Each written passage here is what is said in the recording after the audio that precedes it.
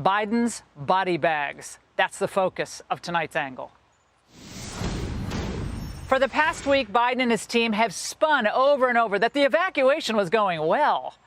Well, today we saw the truth. This was all total crap. This is a catastrophe. And if you and your team, Mr. President, can't handle this mission, why should we trust you to handle any mission? Our enemies know that we're being led by a band of incompetents, and none of them are shaking in their boots from this Biden promise. To those who carried out this attack, know this: we will not forgive. We will not forget. We will hunt you down and make you pay.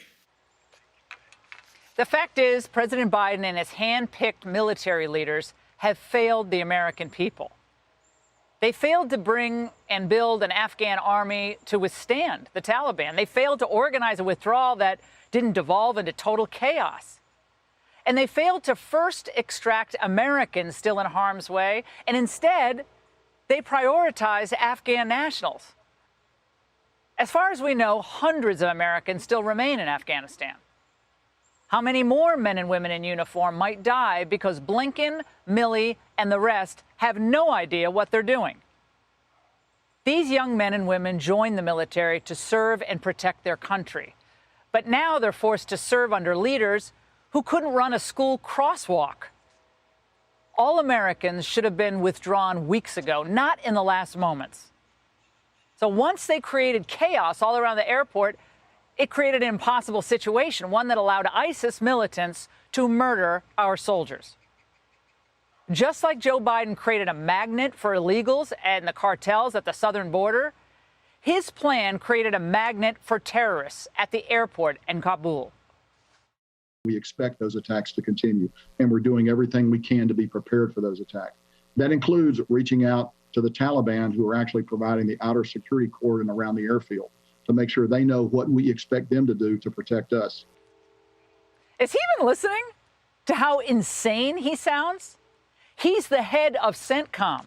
We're relying on the people who we've been at war with for the last 20 years for protection and safe passage? Now we're letting them play TSA for us in Kabul? Of course, that's not even the worst part. It turns out that the Biden administration actually gave their Taliban counterparts a list of Americans in country and a list of Afghans okayed for evacuation. There have been occasions when our military has contacted their military counterparts in the Taliban and said, we want you to let that bus or that group through. I can't tell you with any certitude that there's actually been a list of names. I know there may have been, but I know of no circumstance. It doesn't mean it didn't exist. We're just counting on their self-interest to continue to generate their activities. And it's in their self-interest that we leave when we said, and that we get as many people out as we can. It's actually scarier hearing that the second time around, by the way. I only heard it once. That was the second time. It's terrifying. I cannot believe this is happening in the United States of America.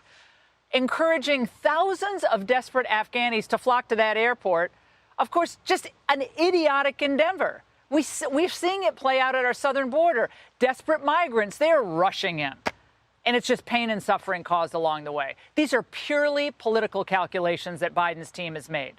They wanted millions of migrants at the southern border. They got them. And now they want hundreds of thousands of Afghan refugees here in the United States, and we're on track to get that number as well.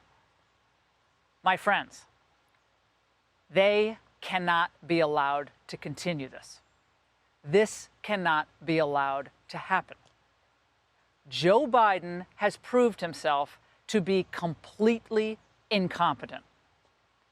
A single American serviceman or woman should not die under the regime that they've created.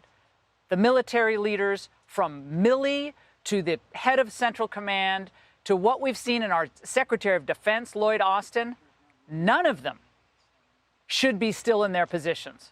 None of them. Accountability is something we need in Washington, D.C. And I remember earlier this week we heard Biden and his team saying, oh, now's not the time, Anthony Blinken, now's not the time to ask these questions.